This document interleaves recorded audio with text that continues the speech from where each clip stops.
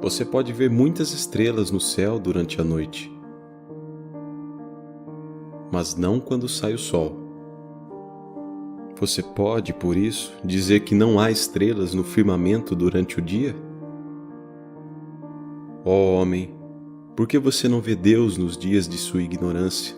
Não diga que Deus não existe. Como encontrar Deus? Sri Ramakrishna. Um pescador atirou sua rede no rio e teve uma boa pesca. Alguns dos peixes permaneceram calmos e imóveis, sem ter intenção alguma de sair da rede. Outros lutavam e saltavam sem poder se livrar, mas uns poucos conseguiam, de um modo ou de outro, sair dessa rede. Assim também, no mundo dos homens, eles são de 3 classes: os que estão atados e nunca lutam para se libertar, os que lutam para ser livres e os que já alcançaram a liberdade. Nasceu em vão o homem que, tendo alcançado o nascimento humano, tão difícil de obter, não trata de conhecer Deus nesta mesma vida. Como um cravo não penetra em uma pedra, mas entra facilmente na terra, assim os conselhos dos santos não produzem nenhum efeito na mente das pessoas mundanas, mas penetram profundamente no coração dos crentes. Um fósforo molhado não acende por mais que se esfregue. Por outro lado, um fósforo seco se acende com a menor fricção. O coração de um verdadeiro devoto é como um fósforo seco. Somente a menção do nome do Senhor acende nele o fogo do divino amor. Pelo contrário, a mente mundana, molhada como está de luxúria e apego pelas riquezas, resiste a toda fricção, como o fósforo úmido. O fogo do divino amor não acende nele, embora se fale muitas vezes de Deus. Como um espelho sujo não reflete os raios do sol, assim o coração impuro, enredado pela ilusão, nunca percebe a glória do Senhor. Mas o coração puro vê a Deus, como o espelho limpo reflete o sol.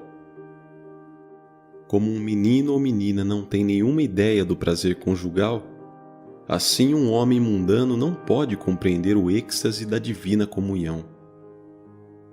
Embora o homem comum seja constantemente golpeado pelas misérias e pelos sofrimentos da vida, não é fácil para ele resistir às tentações, como a atração pela mulher ou do ouro, ainda mais se for em troca de dirigir sua mente a Deus.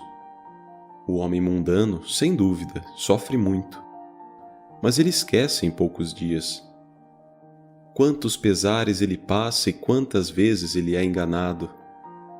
Apesar disso, ele não muda. É como um camelo que tem particular atração pelos arbustos com espinhos, os quais ele não deixa de comer, mesmo que fira sua boca. As moscas pousam, às vezes, sobre os doces que estão na confeitaria, mas se alguém passa próximo a elas com uma lata de lixo, as moscas deixam os doces e pousam sobre a imundície. Os homens mundanos são iguais às moscas. Algumas vezes sentem algo da doçura do amor divino, mas seu natural desejo de imundície os arrasta de novo ao esterco do mundo. Quando um homem se encontra em um vale, vê a humilde relva e o soberbo pinheiro e exclama: quão grande é a árvore e quão pequena é a erva! Mas se sobe a montanha e olha do seu mais alto pico, vê que a relva e as árvores são como uma verde massa distinta. Do mesmo modo, para o olho mundano há diferença de classe e posição. Um homem é rei e o outro é sapateiro. Um é pai e o outro é filho, e assim por diante. Mas quando se abre a visão divina, tudo parece igual. Não há diferença alguma entre bom e mal, alto e baixo. O homem perfeito transcende o bem e o mal, e chama somente por uma pessoa, o único, e seus vários nomes. Uma vez um santo, ao cruzar uma rua cheia de gente, pisou inadvertidamente no pé de um malvado. Ele se encolerizou e bateu no sadhu até deixá-lo inconsciente. Os discípulos lhe deram toda a espécie de atenção para que voltasse à consciência. E quando notaram que o sadhu estava voltando a si, um deles lhe perguntou: Senhor, reconhece quem está lhe cuidando agora? O sadhu respondeu: Sim, é o mesmo que me bateu. O verdadeiro sadhu não vê nenhuma diferença entre um amigo e um inimigo. Essa companhia dos santos e dos sábios é um dos principais elementos do progresso espiritual.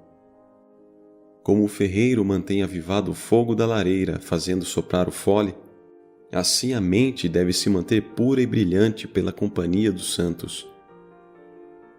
O leite da vaca está espalhado por todo o corpo do animal através de seu sangue. Mas você não conseguirá leite ordenhando as orelhas ou os chifres. Você terá leite somente pelo úbere. Do mesmo modo, Deus penetra todo o universo, mas não poderá vê-lo em todas as partes. Ele se manifesta mais facilmente no sagrado, como nos templos que estão saturados com o espírito da devoção. Desde tempos imemoriais, milhares de homens têm ido a esses lugares para obter a visão de Deus, esvaziando seu coração e abandonando o desejo mundano. A água pode ser obtida em todas as partes cavando-se a terra. Contudo, onde há um poço, um tanque, um lago, é fácil consegui-la sem a necessidade de cavar.